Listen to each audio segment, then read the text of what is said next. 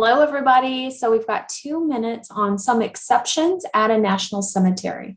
So a national cemetery is for military members who have an honorable discharge. It is for a burial for themselves, for a spouse, or a dependent child.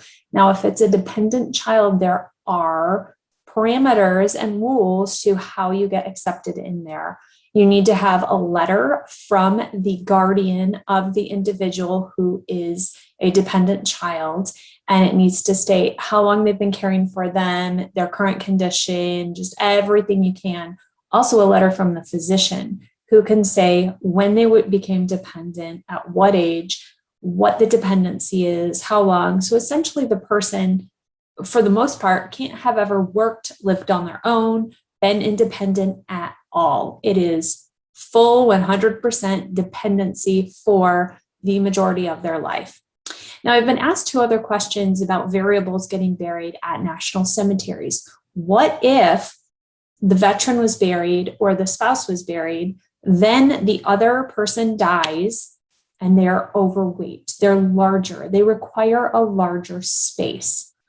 So call the National Cemetery to find out how they can be buried together, because typically they're buried one over the other. And they said what they will do is disinter the first person, and they will move and place them both together in a larger burial space. So they will accommodate and make sure that they are together. Second, what if a veteran is married more than once? So what if they have multiple spouses who have died?